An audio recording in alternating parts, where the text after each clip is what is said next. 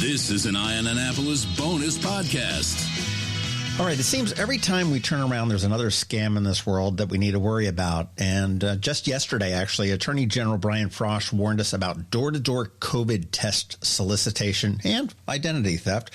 But one of the biggest threats that everybody faces is financial fraud. And joining us on the phone today is Janelle Burgoyne, who has a job that I never would want in a million years. She is the Chief Risk Officer for SECU MD, which is the largest credit union in Maryland. How are you, Janelle? I'm great. Thank you for having me. Good. This is great. And boy, I don't lie when I say this is a job that I never would want, because Chief anything, first of all, sounds pretty scary. And then the risk officer sounds even worse. So it sounds like you've got a pretty big job on your hands.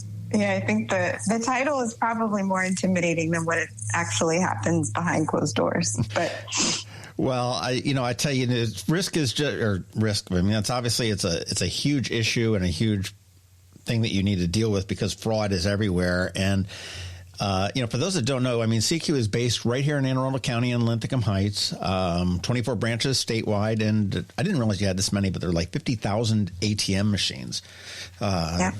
Which, if you look up into Baltimore, they're all getting, not all yours, but getting run into and trying to be stolen, which probably falls into what you have to deal with as well, I imagine. It does. And we've touched on some of that ourselves. So we've been experiencing some of the teller and ATM issues ourselves. About 3 weeks before Christmas, I get the call or the email or the alert from the bank saying, hey, we think your credit card's been compromised, so we're going to curb your spending before Christmas. I'm not sure whether I like that or hate that, but it always seems that way.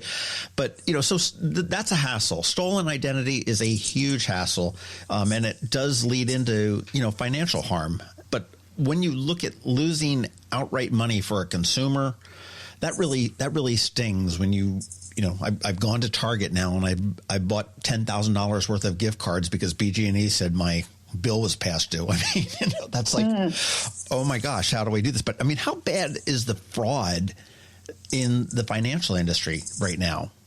I mean, it's quite a pervasive problem. I think in terms of dollar figures, I probably couldn't even quantify it for you, but I know it's gone up at least twofold over the past couple years. And it's definitely something we're seeing across the digital space, right? Just as we do everything on our phones, fraudsters are also getting very, very sophisticated and being able to exploit, information. And there's a variety of different scams that we see that are coming through our phones and through digital peer-to-peer payment, things like Zelle and PayPal, beyond the traditional banking financial institutions that, we would have thought about even just 10 years ago, right? So that just creates a lot of opportunity for, money to either be siphoned off from a financial institution or taken from customers. And there's this delicate balance that, financial institutions and risk officers like myself are balancing between, the overall customer experience, because it does burn if your credit card, you can't use it, or, funds are cut off for a certain fraudulent alert, right? But also protecting the financial well-being of that customer and the institution. So it's definitely top of mind, I think, for all CROs, CFOs, and CEOs across the financial sector. You just threw out, you said the incidents have increased twofold over the last couple of years. Did I hear that right? You did. And I'm targeting the digital and mobile areas of business. Yep. Wow. I wish my salary increased twofold over the last couple of years. I mean, these fraudsters they're I mean, it seems like we're taking 2 steps forward and 1 step back. I mean, granted, we're still moving forward, but I mean, and I guess that's no different than it's been for hundreds and hundreds of years, is that, somebody will figure out a way to thwart any kind of a system. Right. But, right. I mean, and you also mentioned, in the digital realm, you've got, the Zelle and the PayPals and everything else, and everybody is dealing in that now. I know my girlfriend and I were in Nebraska recently, and I ended up paying for a car that she was supposed to rent, and she's like, okay, well, she just Zelled me the the money back. And I talk to my kids, and they're out drinking in New York, and it's like, hey, okay, well, I'll Venmo you this, and what is there one platform, or is that going to get you in trouble, that's safer that you would recommend? No, I'll stay away from that question. But I do think they're safe to a certain extent, right? But I think the Zelle and the PayPal, where things become complicated, is when those monies, need to either come out of or go into a traditional bank. That sort of authentication and making sure that there's fraud, like a fraud model on the bank or the financial or credit union side, those need to be more sophisticated. So I think, really just probing into the infrastructure of the financial institution that you bank with is really important as well. Well, I mean, how does a consumer protect themselves from, potentially being a victim? I mean, are there any tips? I know when you go to a website, they say to look for that little S after HTTP, or look for the little padlock in the URL address on your browser, just to make sure before you throw in any kind of a credit card or anything like that. I mean, I know personally I'm a little bit ultra paranoid, and what I do is I've got one credit card specifically with a very low limit, and that is my online shopping credit card. Right. So fine. I don't say fine, steal it, but I mean, if you take it, it's one. They're not getting into my whole wallet, and that's right. I don't know whether that's a good line of thinking or a bad line of thinking, but it's the one that makes me happy. So. Yeah, no, I think that's a great approach, and I would encourage that to customers as well. I think with fraud, it's just there's so many things customers can do. Now, I can't say that follow X, Y, and Z, and then you'll be immune to any fraud through Zelle or PayPal. But I do think just educating yourselves on what scams exist and what's out there, I think is key. I know just youngsters and even elderly folks maybe don't have the level of sophistication. They can sometimes be naive in terms of who's reaching out to them, the information that they're asking for. Oftentimes people get caught up in phishing scams where a fraudster is pretending to, provide a certain service, or threatening to cut off utilities, et cetera. And, you need to Zelle them or, get them a certain amount of money. To you and I, that sounds absurd, but I think lots of people fall victim to those scams, right? So just being aware, I think, is key. And then just from a very tactical perspective, passwords, right? I know I don't have the memory I used to 20 years ago. Yeah. And using a password keeper, I think, is a great idea. Having passwords that are basically random, they have alphanumeric characters. There's a symbol in there. They're 12 or so characters long. For me, that's hard to remember. And I think best practice is to have a password like that unique to each account to be, ultra safe. And I think keeping track of that and using a password keeper would be a great way for folks to perhaps thwart any sort of, if there was a breach of data, or if there was a breach of a password, it would only be exploited for one account, right? You don't just get one password and use it across. A fraudster could use it across, a variety of accounts that you might use that same password for. That makes sense. I'll tell you, before the password managers were a thing, I gave up banking with, it was, I don't know whether it was First Union or whatever it was before First Union existed, because on a corporate account, they required a password change every 30 days. And then it had to be so many, crazy letters and numbers and everything else. And then it said, you can never use the same one again. And I'm like, you guys are just begging me to write it on a sticky note. Right. Yeah, right. I mean, right. And the password managers are great. And I mean, even the rudimentary ones, I know Apple has one, sort of a password keeper or something like that works with their stuff. But, the 1Pass, and there's a number of them that are very, very good, where you remember one master password to get in there to organize them, if you will. And then as you go to each website, it gives you it was like when I don't know how old you are, but like when AOL was a thing and they were giving away the free CDs at Blockbuster, if you sign up, it says, oh, I'm sorry, John F is taken. How about X32985, at AOL.com. Like, yeah, okay, that makes sense. But that's the types of passwords that these password keepers will give you. Exactly. To do that. But other skimmers, are they still a big thing on ATMs? We are still seeing that. I feel like the sort of physical skimming that's happened from a fraud perspective, we haven't seen such an uptick in that as we have from just the digital wallet space.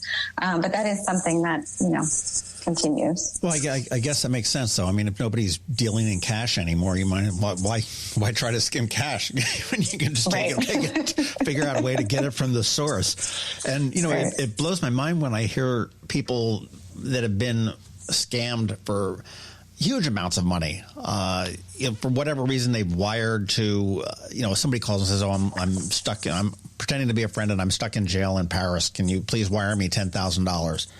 And they're doing it. And I'm just, as you said, maybe you and I are just a little bit more in tune to it. But I'm like, how can somebody, without verifying who this is, just a random email, just happens to have the name? I mean, I can probably go into your office and find out, a couple of your coworkers' names and, and call you up and say, "Hey, Janelle, Mary said that she, and I just don't understand why people aren't a little bit more cynical. I don't know whether that's a good thing or a bad thing, but to do that. I agree. Are skimmers still around on gas pumps? I know that was a big thing at one point. Right. I think a lot of that has actually, like I said, been thwarted. There might be instances where, they're caught in sort of random places in the U.S., but I think once that trend was sort of found out and people were able to actually identify what they looked like, right. That kind of is. Well, hey, here's a question for a risk officer. When I go to the gas station, I do pay by credit card, and I use the little self, put your card in type thing and everything else. Do I select credit or debit? I always do credit. Okay, now let me see if I'm right. My thinking is I do credit because my thought is that my PIN number for debit gives you access to any number of things, and there's a good chance that PIN number exists for some other things other than just what I'm getting in the gas pump. But credit, it's my zip code, and anybody can kind of figure that out if they want to work on it. Exactly. And I think in terms of credit cards and how those are processed, I think the internal controls on a credit card transaction is stronger than what I have observed on the debit side. Interesting there. But I mean, now how do you, as a bank, when you're technically a credit union, which there's probably some kind of a subtle difference between that and a bank, right? But for all intents and purposes, you are a banking institution. I mean, this has got to be a huge cost to you, passed down to your customers, members, and everything else. But I mean, how do you, when I find out that my debit card has been compromised and, Sammy the scammer went to Best Buy and bought $7,000 worth of big screen TVs, and he's loaded them into his pickup truck, and he's off to sell them in, whatever big city they want to, sell them and hawk them at. I'm out $7,000. And you guys make it good on me. I mean, how does that work? Yep. So it's interesting. I mean, there's obviously regulations that create guardrails for financial institutions in this space. The financial institution has a fiduciary responsibility to protect its customers and it's money, right? So even though the customer is out of that money, we would do all that we could to make sure that we are getting that to the customer. And we do have sort of insurance on the back end to support it. But as long as the customer wasn't negligent in sort of participating or knowing in that fraud, 9 times out of 10, we're making sure that we are making the customer whole and we're trying to do the right thing. Where we do see issues, though, where the customer might, be out of that money is if they participated in something that wasn't reasonable, right? So the whole, I'm stuck in a random country in jail and I need you to send me the $10,000. If you send the $10,000, right. Unfortunately, the financial institution isn't able to get you anything in that instance. And I've also heard a lot of the scams where, and Craigslist is one of them. It's, hey, we've got a house for rent or an apartment for rent, and I'm not there. So what I'll do is I'll send you the key to take a look at it. But in order to protect my house, reasonable, you need to send me like $2,500. It's just a deposit, and I'll give it back to you when you send the key back to me. And you know, they go there and the house is occupied and it has never been for rent and everything else. I mean, I've heard that again, and that's that type of a situation. It may be difficult for a consumer to reclaim their money. Exactly. It would be, which is unfortunate. And that's why this fraud conversation is so important, is because it's not just the financial institution that has to do the due diligence. The customer does also, right? And there's just this balance in terms of responsibility. Obviously, from a credit union perspective, we're trying to do as much as we can to serve our members. So we try to educate them on these types of scams and making sure that, you know, they understand we would never, you know, reach out for specific pieces of information, et cetera. But customers really need to be aware of the types of scams that exist out there, and you could be liable for, you know, lost funds in participating in something like this. Now, obviously, we include when a fraud case comes through our door, you know, we alert the police, and, you know, if there's a theme of these things that exist, obviously there could be a claim, you know, from a legal perspective, right? But in the short term, oftentimes customers are out, you know, a sizable amount of money. Well, it seems to me like the best way to combat this. I mean, obviously, you can eat it. You can get insurance to cover some of it from the you know, the financial institution end. But I mean, it seems to be the best way is to invest in prevention on your end, and that would be technology, I guess, and education to your members. Exactly. And we've continued to, you know, make those investments from a technology side. You know, we have to continuously stay on top of trends and just making sure that the infrastructure we have meets, you know, what the fraudsters are doing in the marketplace. But also, you know, as I mentioned earlier, just educating our members on what's out there and what we're seeing through different newsletters and holding a variety of info sessions across our membership. As we come into a new world, we're talking about, you know, digital wallets and everything else. A funny story, I was in Nebraska not too long ago, and I went into a coffee shop, and I asked the guy, I'm getting to the point where I'm very rarely carrying cash, and I didn't happen to have my phone, and I didn't happen to have my wallet with me. And I said, oh, do you take Apple Pay? And he's like, yeah, we do that. And it's like, okay, so I ordered my little hot chocolate, and he says, okay, fine. So I have my Apple Watch. I gave it 2 taps on the side and held it up to the thing. And he jumped back like there was like some voodoo going on. and he looks at me and says, what the hell was that? I said, it was Apple Pay. And he turned around, he looks at his screen, and it says approved, and he turns it to me and says, this says approved. What is, and I, you know, so we got into this whole conversation about like the Apple Watch and the Apple Pay, because he had never seen it. He had seen people holding cell phones up to the little machine and doing it, as opposed to just waving a wrist. And it's, again, it's a little bit of education on how we do this. It was really funny. The look on his eyes was like, okay, did I just get ripped off for a hot chocolate here in the middle of nowhere in Nebraska? But it was funny. Now, is crypto, as that is coming into our life, that and NFTs and all this stuff that I really have no concept of, but is that proving to be another hurdle for you and the risk management? So it's something we're definitely watching. We haven't experienced a huge sort of volume in that space, but we've experienced enough to continue to watch it. Obviously, the crypto is something that a lot of people are clamoring to, and it will continue to be something we have to watch. And I think the sophistication of customers continues to enhance, and so does our fraudsters, right? So I think that's something that we're going to have to continue to watch in 2022. Right. How long have you been in the banking industry? For about 15, 20 years. Okay, so cashless has always kind of been a thing for you, probably. I mean, maybe. Yeah. You know, I mean, it always existed. It probably was in its infancy back then. And, you know, and my dad was always in banking for his life in New York. And, you know, he said that we'd ultimately be a cashless society. And honestly, he probably thought it was going to be a lot sooner than now. I mean, we're not quite there.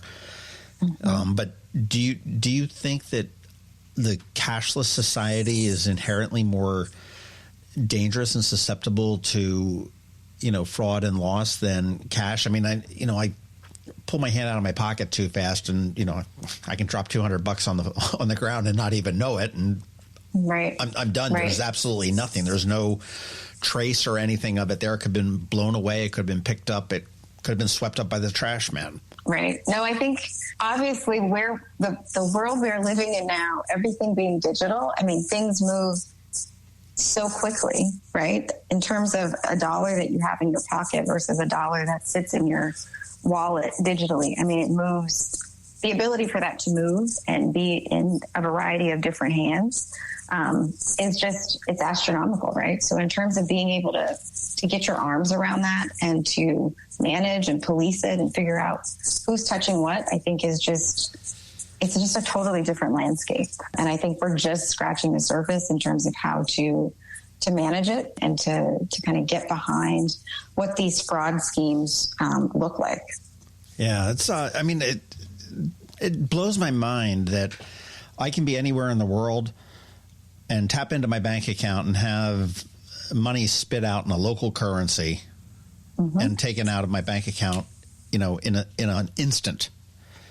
And about it, the new bank knows about it, and everything else like that. It's the speed thing. I mean, I guess the days of any kind of a float are done. Right. On a check. That's interesting story on that. Do you know where Federal Express got its name from? I do not. Okay, this is a great banking story. You can tell this at your staff meeting next week. Okay. Federal Express got its name because when Fred Smith established the company, the very first client they landed was the Fed. It was the banks. He was taking in. That's what he sold. He said, look, you're waiting on this float of all this checks. Okay, so all these checks come into Philadelphia or wherever the different, Federal Reserves are. And you bag them up and you bundle them up and you mail them to San Francisco or Dallas or wherever the banks are. And then they shipped them out, and then they take the money out of the accounts and everything else. So it was great. You could turn around if your rent's due on the 1st. You write your check on the 1st and you got a 5-day float, so you don't have to have the money in there until the 6th. He said, what if we could get it to you overnight? And the Fed's like, yeah, man, that's great. More money for the banks. We've got, everything else. And that's what they did. So that was their first customer, and that's how it was named. And the very first day that they went, everything came into, I think it was Louisville. But there's a story that he was sitting there on the tarmac, the very first flights, and he looks in with he's got a core group of investors, and he sees these planes coming into this small airport at like 2 a.m. And he looks and he goes, oh my gosh, this is going to freaking work. Nobody was really sure. So these planes are landing and they're taxiing all over there because they brought at that time they brought everything into one central hub and sent it out again. And as soon as they're taxiing, he had a change of heart. He says, you know what? Screw everything else on the plane. Get the bags from the Fed on the plane and just load them out. So the very first first deliveries that Federal Express did, if it wasn't a federal bag, it was late. And but they got them over there, and that's where Federal Express came from. So there's that's a great story. There's a story for your Monday water cooler there. You have a lot of good stories. But I'll tell you, if just some parting words as we start to wrap up here. I mean, is there the obvious tip for everybody that's listening is to go check out secumd.org, which is the website. It's SECUMD, and see if you qualify to be a member, because there's many benefits to being part of a credit union versus a traditional bank. And one thing that I do like about it is the foundation that you have and the community resources and the community outreach that you guys do year after year after year after year. And there's probably many ways that you can become a member, whether you're related to somebody that could do that. And there's plenty of ways. So go there and do that. But do you, Janelle, have any tips or parting words or anything like that for people that are listening to keep them safe in the financial world? No, I would just say continue to be diligent and just keep your eyes open and check in with your gut. I feel like there's just a lot going on right now, and I think everyone is kind of looking for the silver lining in things, right? But I think sometimes we just need to take a pause and kind of think about, is this person really, having my best interest in asking for a piece of information? It sounds very sort of basic, but I do think we just need to create a level of awareness and just kind of, I guess, healthy skepticism would be great for everybody as they're thinking about their personal information and how they can, better protect their own finances.